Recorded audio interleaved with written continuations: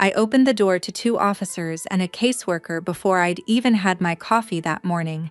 The caseworker introduced herself as Denise Ferris, County Child Welfare Services, responding to a report that my children weren't safe. She said it carefully, the way people say things they've said many times before and have learned to say without alarming anyone unnecessarily. I didn't feel the panic I probably should have felt. I felt something closer to recognition, the way you feel when a storm you've been watching on the radar finally arrives. I want to explain why I wasn't more shaken. 4 years ago, during my divorce, I learned a hard lesson about how much your word is worth when someone else decides to contest it. My ex-husband's lawyer painted a picture of my parenting during custody proceedings that bore almost no resemblance to my actual days, and I had nothing beyond my own testimony to counter it. I won custody eventually, but barely, and only after months of unnecessary stress that taught me something I never forgot. Since then, I've documented things, not obsessively, not out of fear, just consistently. Pediatrician visits, school pickup times, meals, the small, unremarkable details of an ordinary life that no one thinks to prove until someone forces them to. So when Denise asked to come in, I let her, and when she started asking questions, I answered them. Then I handed her my phone. "Scroll to last Tuesday," I said. She looked at me for a moment before she did it, the kind of look professionals give when they're recalibrating what kind of conversation this is actually going to be. I should explain what was waiting for her there, though I didn't say it out loud at the time. My sister, Renata, had filed the report anonymously, though I knew immediately it was her. The language in the complaint used a phrase, chronic neglect, that she'd used about me at a family dinner 2 months earlier, nearly word for word. She'd also, I later learned, quietly filed a guardianship petition that same week, the timing too precise to be coincidental. Renata isn't a cruel person. She's childless by choice, financially comfortable, and has spent years believing, genuinely, that her stability made her better suited to raise my children than I was managing on my own. She'd offered before to take Marcus and Enos for a while, always phrased as generosity, always carrying an undertone that felt more like an audition for a role she wanted permanently.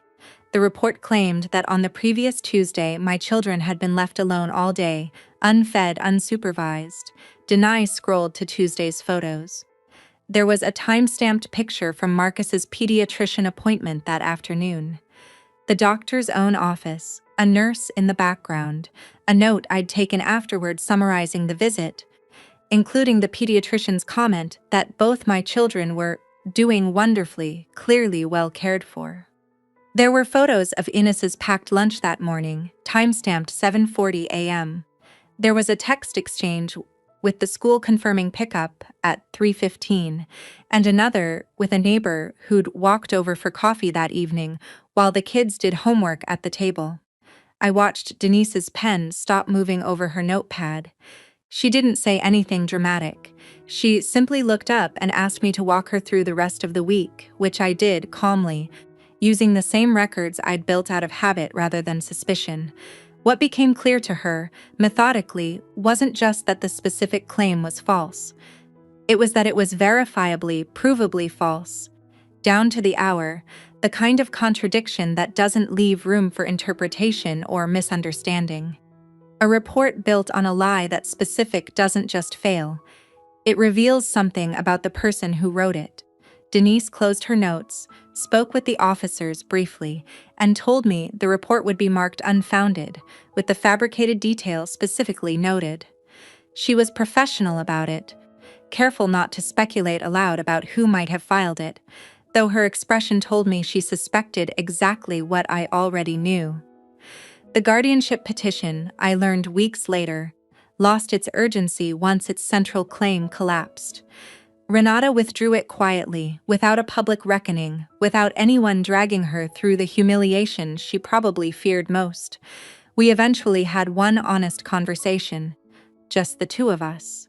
She admitted haltingly that she'd convinced herself financial stability was the same thing as parental stability, and that watching me manage alone had made her feel, unfairly, that she was owed a chance to prove she could do it better. I told her I understood the impulse, even as I couldn't excuse the method. I think about that morning often, not the officers at my door, but the calm, unremarkable habit that protected me before I even knew I'd need protecting. Documentation isn't paranoia, it's a quiet form of self-respect, built patiently, long before the day you discover exactly why you needed it.